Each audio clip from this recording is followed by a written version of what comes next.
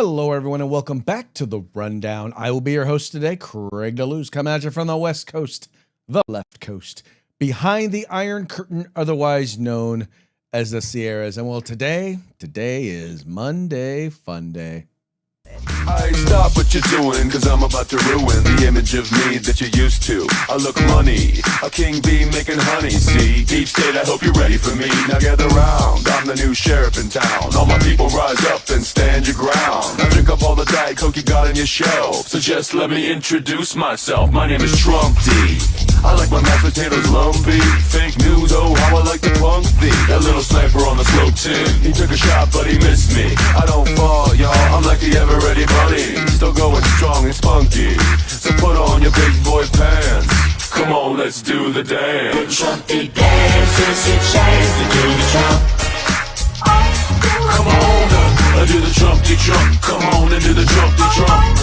Check me out, y'all, we do the Trumpy Trump. Just watch me do the Trumpy Trump. Do you know what I'm doing? We do the Trumpy Trump. Come on, everybody do the Trumpy Trump. It's time to do the Trumpy Trump, yeah. Man, I love that song. One, because it's fun. And I think, when you consider all of the stuff that we deal with when it comes to politics and public policy, you know what? Excuse me. Sorry for the cough. It's always good to have a little bit of fun. So what I like about it is, number one, it's fun. But what I like about that video, too, is it's kind of funny because you got the conspiracy theorists all the way up for, Alex Jones up there doing it, doing the Trumpty Trump. You got RFK doing the Trumpty Trump. You've got what is his name? The head, all of a sudden now I forget his name. The Prime Minister of Argentina doing the Trumpty Trump. You got everybody doing the Trump. You have freaking John Jones, right? UFC legend doing the Trumpty Trump. And that's because it's funny. And you know what? It's funny because it's counterculture. And counterculture is all of these uptight people on the left who want you to be offended at every single thing that somebody says.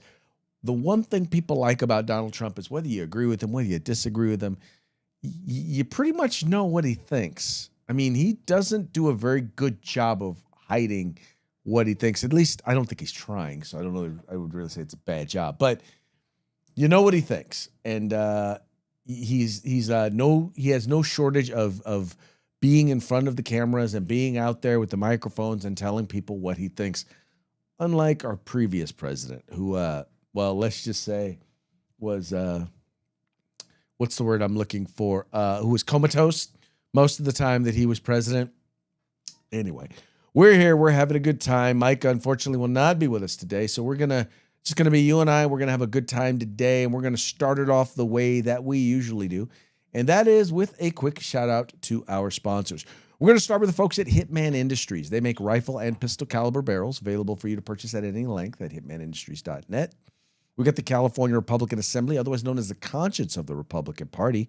That's right, Ronald Reagan coined that phrase for them. Check them out and learn why at cragop.org. And then we've got the best in concealed carry tactical holsters available on the market at hogholsters.com. Get your hog holster today on discount by using the discount code The Rundown. All caps, one word, no spaces, just like it is right up there at hogholsters.com.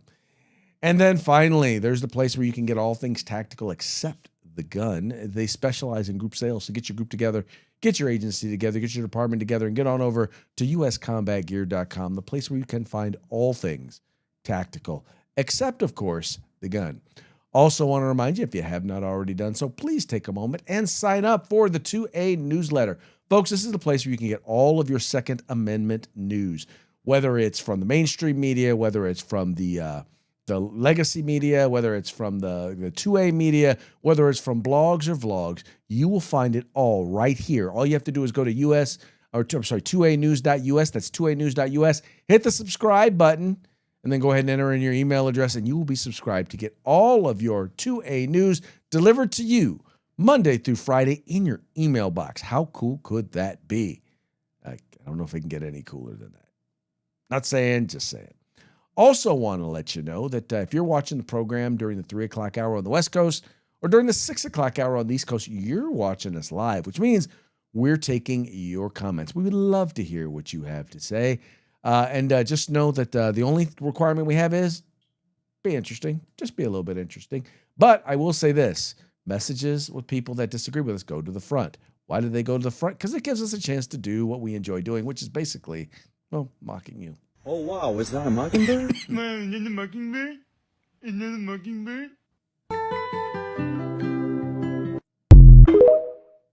That's right. We will mock you. All right. Over the weekend, something happened that the anti-gunners say never happens. And that is they never say, it's almost never, it never, ever, ever, ever, ever, never, ever happens. And that is a good guy with a gun confronting a bad guy with a gun. And, well, the good guy coming out on top. Now, you and I know that firearms are used more than 2 million times a year in self-defense.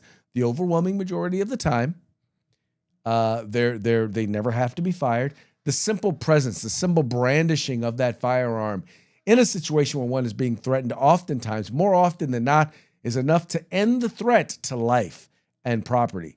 But in this particular case, there was an individual who was involved in a shooting there in Idaho, and let's just say he wasn't.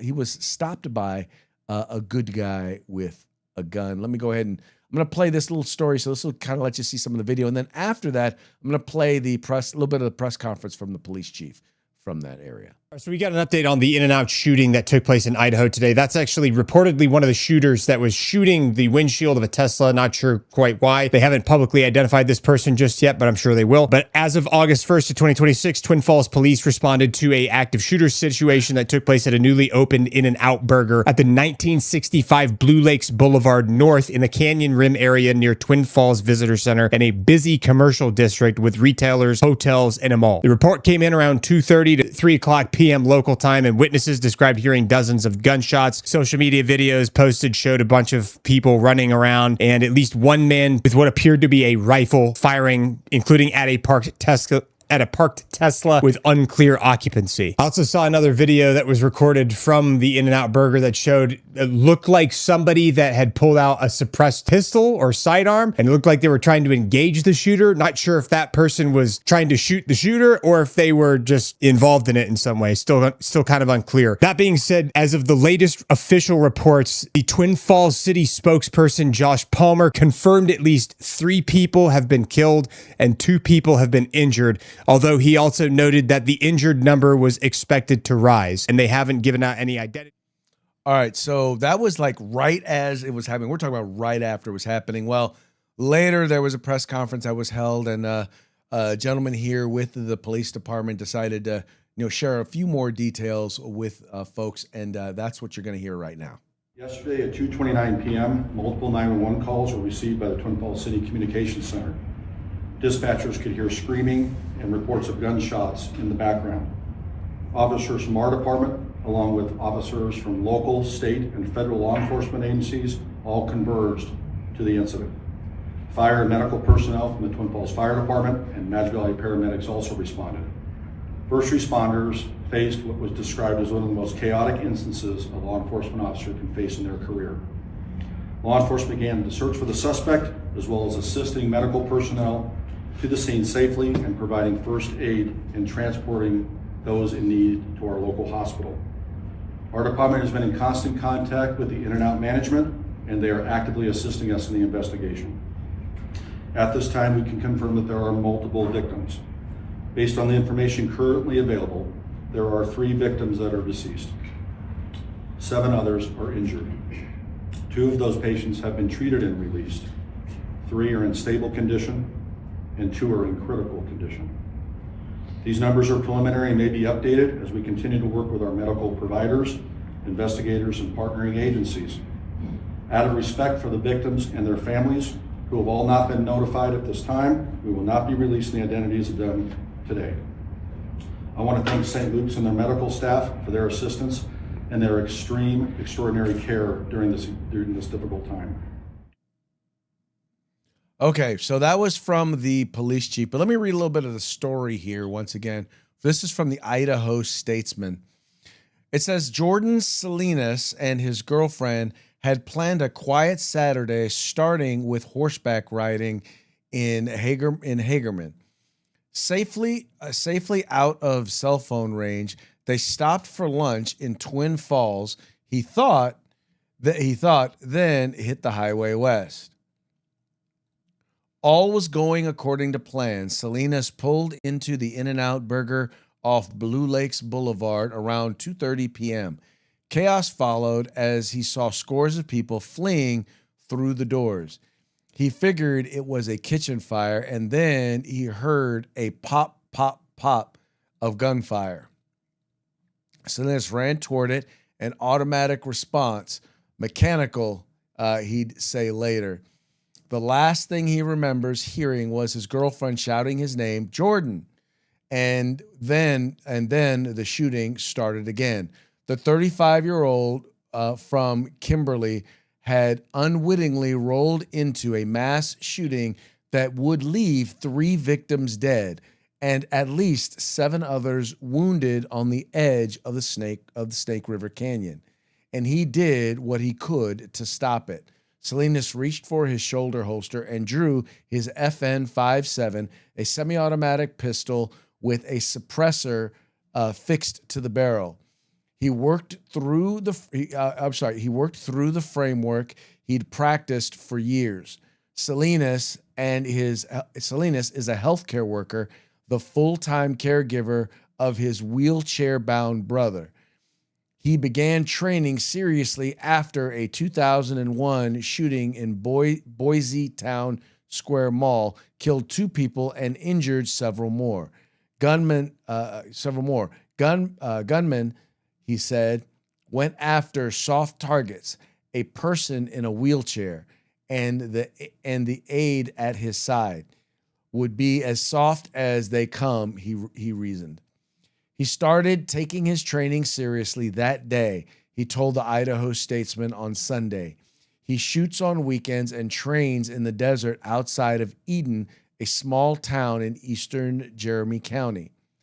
He never pointed his gun at so much as an animal, he said, and never thought he'd need to use it to use anything he practiced. Yet he drilled a 4-step approach borrowed from the military every week, always the same. Observe. Salinas ran from the car, gun drawn. Video posted to social media shows the man slinking behind In-N-Out signs and shrubs, seeking out the source of the gunfire. Orient. Hidden from view, he established sight lines. He reminded himself to stay disciplined on the trigger. Soon, he saw a man who police later identified as 24-year-old Chad Williams standing by the drive-through window. He watched as Williams lifted a rifle to his shoulder and fired toward cars. Decide. Okay, Salinas thought, this is the guy. Act. He leveled his pistol in both hands and fired. Quote, he did not like it when bullets started firing both ways, Salinas said Sunday morning. And I think this is the most important thing that people need to understand. It isn't even always about whether or not you hit the individual. Now, mind you, you are responsible for every round you fire. You need to practice the firearm safety. And this guy did exactly what he was supposed to do. Look, he didn't just rush into danger, right? He drew his weapon.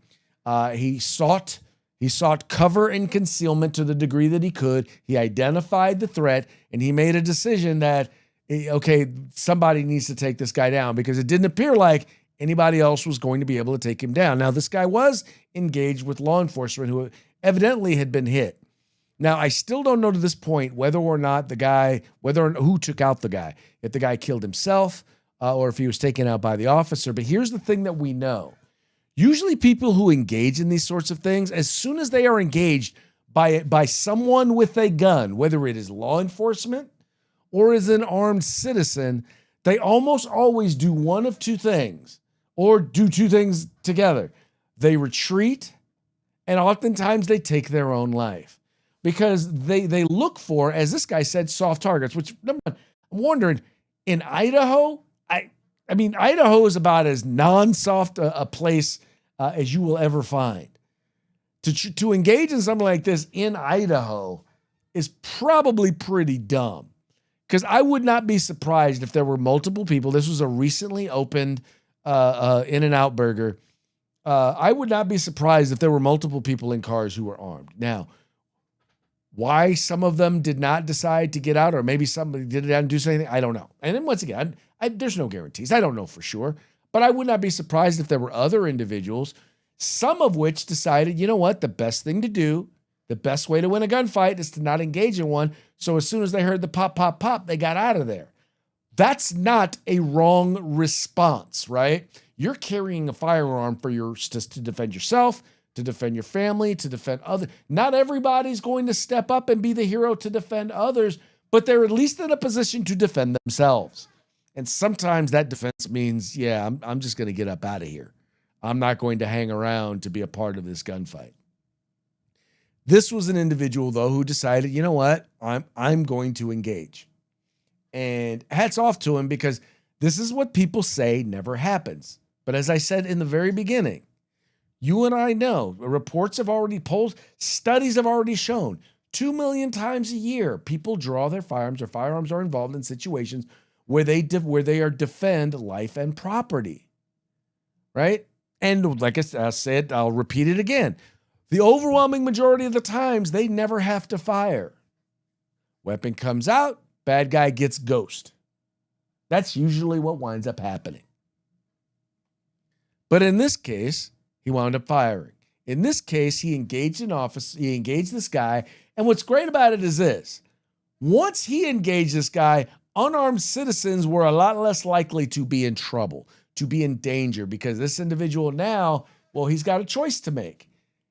Right? He knows that shots are being fired at him. So his choices are either engage the person shooting at him and defend himself from the person who's trying to defend other people, or run. Either way, he is now disengaged from shooting at innocent, unarmed victims. This is why I don't understand why people are so against the idea of law-abiding citizens being able to carry firearms. Overwhelmingly, these are, once again, people who carry firearms, especially with concealed carry permits, are overwhelmingly they're overwhelmingly law-abiding citizens. I don't know if this guy had a concealed carry permit. It didn't say that he did, but I'm willing to bet that I'm pretty sure Idaho's is a constitutional carry state, so he didn't need one. But obviously, this was a good guy with a gun. Once again, engaging a bad guy with a gun. And let me tell you, before you start to say, well, but what about the bad guys with the gun? The bad guys don't need permission to carry a gun. They're going to carry it anyway. This guy had a long gun. He didn't need any permission to carry that. He really didn't. Whether it was legal for him to have it or not, whether it was legal for him to do what he did or not, it was illegal for him to shoot people. It was illegal for him to even fire that firearm in public without cause. He broke a number of laws, and we don't even know if he owned the firearm legally, if he was in legal possession of the firearm. This is all stuff that we're going to find out over time. But what we do know is, once again, a good guy with a gun defended the innocent. I had a board member. He has since passed away, but he was very good guy. I love this dude. I love him to death. He was a very good board member, but he was very liberal, and his attitude where he was like, one day he said to me, and this was before in California, before they banned the ability of concealed carry permit holders to possess a firearm on school grounds, he had said, I just don't know if I feel comfortable around somebody carrying a gun. And I looked at him and I said I said his name, and I said, you and I have known each other for more than a few years, for over a decade. And do you know every single time you've been around me, including in board meetings, I had a gun on me. And I tell you that because I want you to understand it's not me bragging. I don't talk about it. I don't openly, I don't do anything to let you know those things. But I want you to understand something. We're a small district, right? We're a small board. We don't have a big budget. We don't have a bunch of people that we can pay a bunch of money to do security for our board meetings. But here's the thing.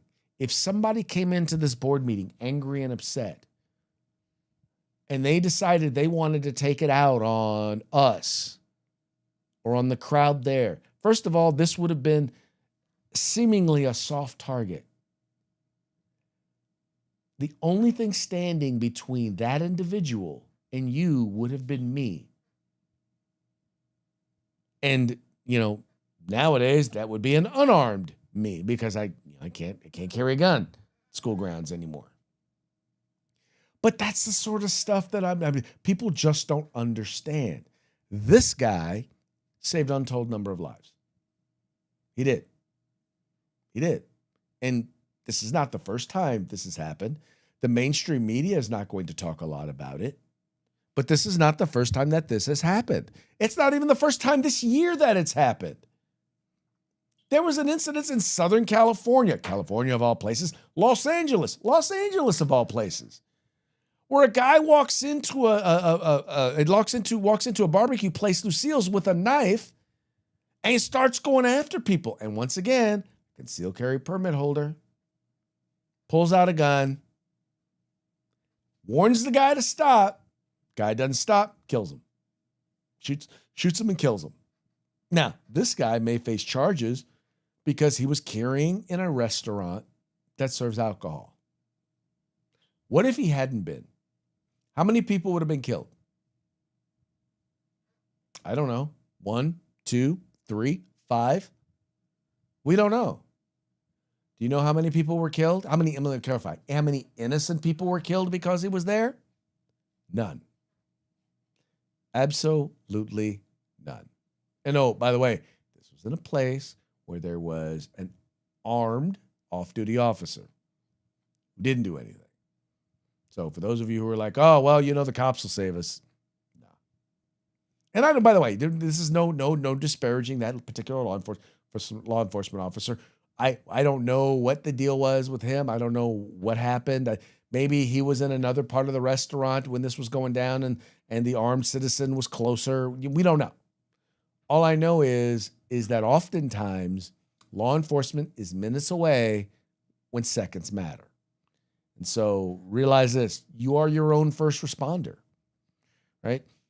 You don't wait for paramedics for example, if you know how to give CPR. If someone has a heart attack and you know how to give CPR, you know how to use a defibrillator, you don't wait for paramedics to show up. You're the first responder. If a fire breaks out and you have access to a fire extinguisher, you don't wait for the fire department to show up. You grab the fire extinguisher and you attempt to put the fire out. Right? That's what you do. And if you have a firearm, if you are in possession of a firearm, if you can be in possession of a firearm, and a situation where an armed individual or an individual seeks to take the life of someone there, seeks to do damage to someone there, you're then in a position to do what you need to do in order to prevent that from happening. There is nothing wrong with that. And it is sad that so many people, so many gun grabbers don't care. They just flat out don't care. They'd rather see you dead. They'd rather see some innocent person dead than to allow you to, be able to be in a position to be able to be that first responder. Kind of sad. All right, moving right along to our next story. FBI is warning of cyber attacks on multiple municipal water systems. This being reported by Breitbart. And I don't know why I didn't see this in most other mainstream, but some mainstream media are talking about this. It says here, FBI has issued an urgent warning after hackers targeted multiple municipal water systems in at least 7 states over the past week, prompting concerns about vulnerability of critical water infrastructure across the nation. NBC News reports that the FBI and the EPA released joint public service announcement warning water and wastewater utilities nationwide that malicious cyber actors are attempting to disrupt critical water infrastructure. Water utilities in multiple states have reported cybersecurity incidents, the agencies said, and some attacks have degraded water operations. The warning follows a breach in Minnesota where hackers targeted more than 30 municipal water facilities in an attack. Emily Zimmer, a spokesman for Minnesota's Information Technology Services Agency, said Thursday there is no indication that breaches had contaminated any municipal water supplies. The Cybersecurity and Infrastructure Security Agency issued a separate alert saying some larger attacks on water infrastructure had led to boil water notices and sustained manual operations through, though it did not disclose the locations. Neither Minnesota officials nor the federal government have publicly attributed the activity in Minnesota to specific threat actor. The FBI and EPA also did not identify who was responsible for the breaches reported in another 6 states.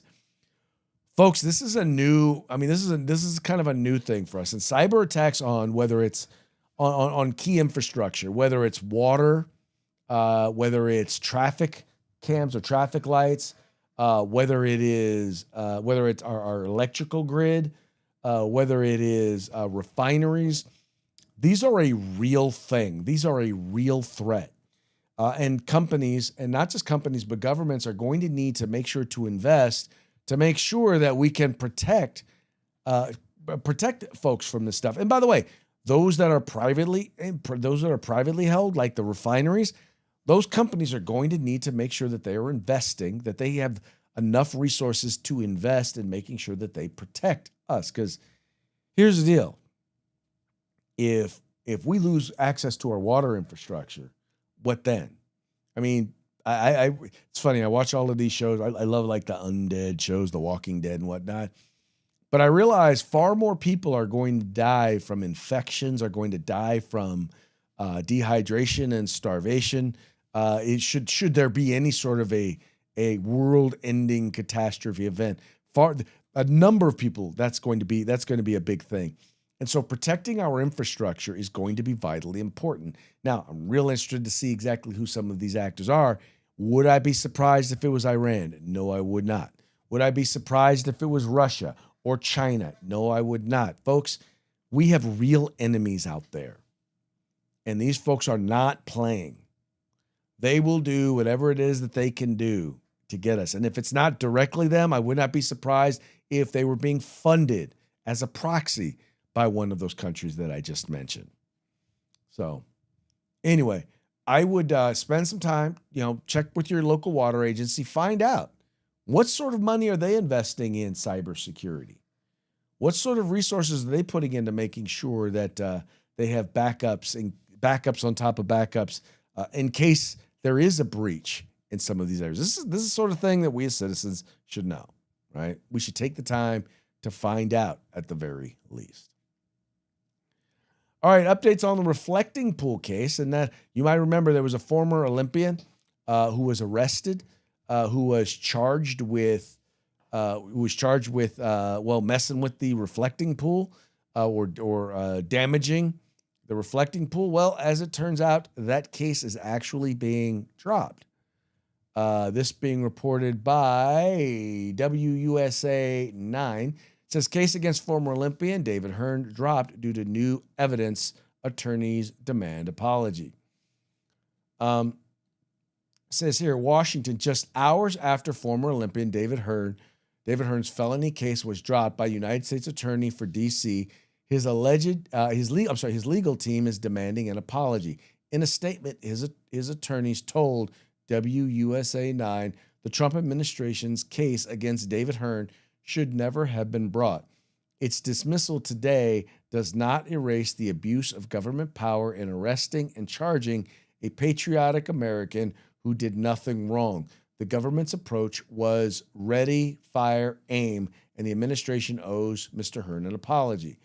In a motion filed Friday, the United States Attorney's Office for D.C. said it was dropping the case after new evidence showed the Lincoln Memorial reflecting pool was already damaged before Hearn was accused of vandalizing it. They blamed the Department of the Interior for not properly sharing evidence for the case that showed the damage was, quote, the result of flawed installation by the contractor Atlantic Industrial Coatings and the rush to complete the project prior to events associated with the America 250 celebration. They noted they would not have sought a grand jury indictment if DOI had been forthcoming with the information that they had. Quote, if potentially going to put someone's friend, family, themselves in a predicament of having to face a felony, going to court multiple times, arguing before the court that they should be out on bond, there needs to be an initial investigation, said Adam Van Grack, Rockville council member. And so let's just be clear. And this is, one, I want to thank, by the way, U.S. Attorney Pirro, she's catching a lot of flack from the president because the president's saying she caved too easily, that this should not have been done, that these cases should not have been dropped. I'm like this. Janine Pirro is a fan of the president. She likes the president. She loves the president. I have a feeling that knowing what sort of poop will rain down on her if when she did this, what sort of criticism would be coming from the White House, my guess is the evidence clearly probably showed that it was a flawed installation. And, the president, just hearing about it, is angry and frustrated because he didn't think it should have been dropped. But you know what? This is what happens when you do a rush job. I hate to say it, but that's what happened. You put a rush on it, ask for a rush job, get a rush product. And that's exactly what it sounds like happened here. And I do believe that the presidents, that they owe this gentleman, they owe him an apology. No, I think the Department of Interior, who had the evidence, who held on to the evidence, who didn't reveal the evidence, they're the ones that actually owe this individual an apology. I'm wondering how much communication took place between the U.S. Attorney and the White House before they did this, before they went ahead and let this go. I think it might have been nice if they had some conversations with them so that they didn't get thrown under the bus the way, sometimes President Trump tends to do. Let's be honest, he does tend to do that at times when somebody doesn't do what he wants. We've seen him do it with the Supreme Court. We've seen it. Well, we saw it happen with Bill Barr when Bill Barr was his attorney general. When someone doesn't do something that you want, that Trump wants, he does have a tendency to throw him under the bus. The man ain't perfect. He's not, and I'm not going to sit here and claim that he is. I just think that it'd be nice if he was a little less like that. How about that? Anyway, I'm glad to see him. At least I'm believing that justice has been done here. Once again, they probably really need to go after this contractor to make sure the job gets done right. That now brings us to, by the way, job getting done right. Sports officiating has always been kind of a bit of a quagmire, and it seems like the lower you get on the rung, the worse the officiating gets. And nothing is worse. Well, nothing is lower on the rung right now at professional sports than women's basketball, women WNBA basketball. But interesting thing happened to Sophie Cunningham. Now you might recall Sophie Cunningham is the one who's popular for the point thing, right? She was the one who's doing the point thing. She's a teammate of Caitlin Clark, and she's defended Caitlin Clark on the court because, well, let's just say she has been attacked multiple times by players. And when I say attacked, I mean just harder than usual fouls. And happens a lot more often than should happen. And there's tons of videos on YouTube or on Twitter or you can go anywhere and find videos of Caitlin Clark getting jacked up. But one day she was asked about her position on men and women's sports, or on trans women participating in basketball, and she didn't offer it. She was asked a question and she answered it, and she was basically said, "I don't believe that men should be playing in women's sports. I don't believe that boys should be playing in girls' sports. There's a reason why we have a Title IX, and that's because men have a physical advantage." And she didn't want to be a spokesperson for it, didn't want to be too political. She said she didn't want to be too political. Anyway, all that having been said, over the weekend, there was an incident where she was fouled. Now, I want you to take a look at this play, and I want you to tell me if you think, and you don't have to be a basketball expert, right, to know whether or to see whether or not this is a foul. I'm going to say this is not a foul. In fact, this is more of an offensive foul if it's anything, but I want y'all to take a look at it real quick. How about a WNBA refs? This is just a defensive foul. Thank you for the review. Just a defensive foul. No hostile act. Just a foul on Sophie Cunningham. They call that a foul on Sophie Cunningham. She's got 14 of her teeth on the ground.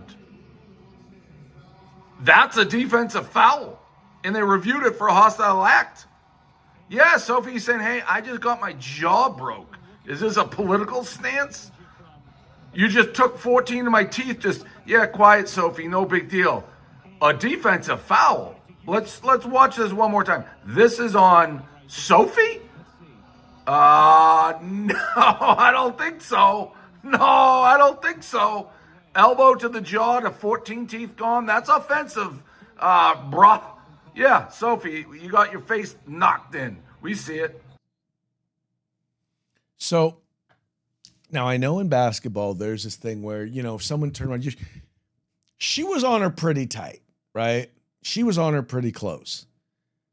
And I get that. So something like that, when you swing your arm around, something like that is going to happen.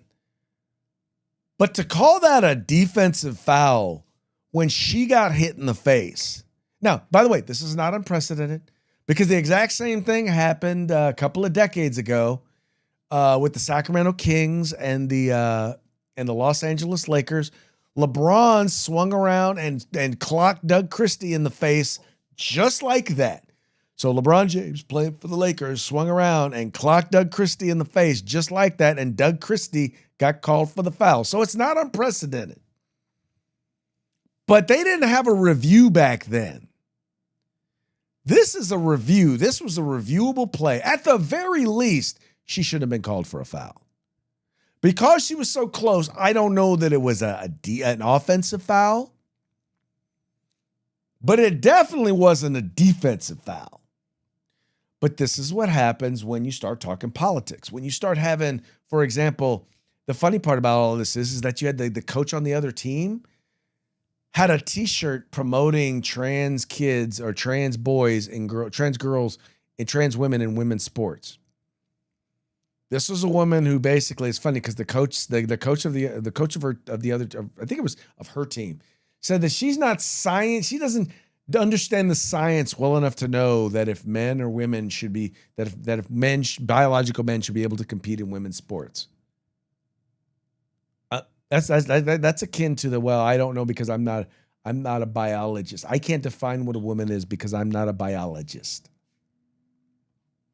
Anyway, it is friggin' crazy out there. It really is. I don't get exactly what's going on here.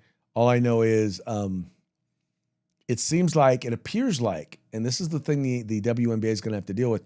It appears like if you are not on a part of the political left, if you're not carrying the water for the political left, then you're subject to whatever they decide they're going to do to you. Anyway, I don't know. I don't know what to say about that. Anyway, before we get into our parting shots, I got a couple of comments here. We have Wallace Dunn, who is watching us over on Facebook.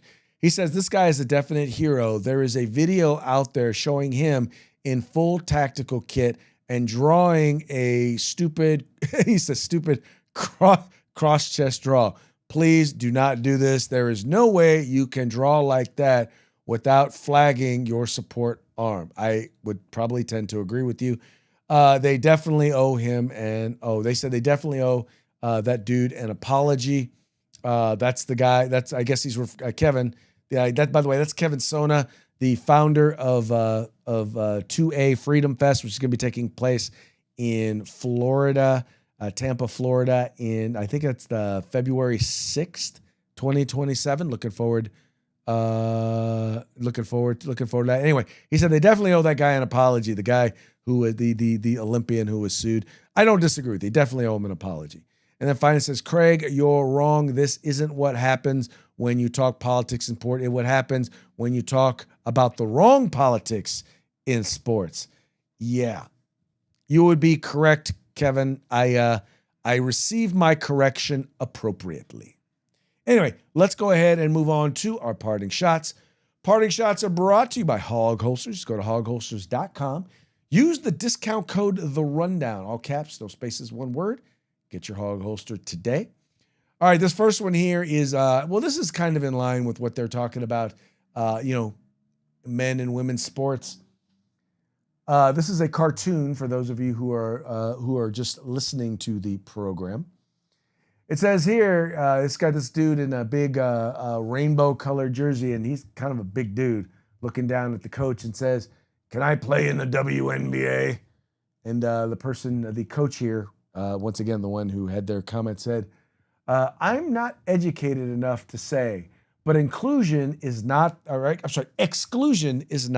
the answer." No, I would definitely say exclusion is the answer, unless, of course, you're looking for a kind of a Joanna Man type of situation. Now, these next three are going to be brought to you by our friends over at the Babylon Bee, fake news that you can trust. It says here, Democrats express concern over increase in gun violence against active shooters. Yeah, because we can't be shooting active shooters. Not saying, just saying. This one is actually introduced by a fan over at the Babylon Bee. It says, Taco Bell assures customers they will only get regular diarrhea from now on. And they got a nice little graphic here to go with it. It says, "There's quality you can trust. Diarrhea comparison, explosive diarrhea." It's got a little cross through it. And then it says, check mark next to the regular diarrhea. Good stuff, good stuff. And then finally, WNBA coach stumped as to what the W stands for. Why is that not hilarious? I mean, why is that hilarious? I don't understand. It's kind of simple, but it is frigging hilarious. All right, folks, that now brings us to the end of our program. But before we go, we're going to give one more quick shout out to our sponsors. We're going to start with Hitman Industries. They make rifle and pistol caliber barrels available for you to purchase at any length at hitmanindustries.net. The California Republican Assembly, the conscience of the Republican Party. Learn more at cragop.org. There's the Hog Holsters, the best in concealed carry tactical holsters available on the market at hogholsters.com. That's HAWG holsters.com, helping Americans wear guns. And then finally, the place where you can find all things tactical except the gun, and that would be at uscombatgear.com. And once again, folks, that's going to be it for today's program. We appreciate you tuning in. We appreciate you liking and sharing the program and encouraging your friends to do the same. We will be back tomorrow on Taco Tuesday. Till then, y'all have fun. Stay safe. We'll see you mañana.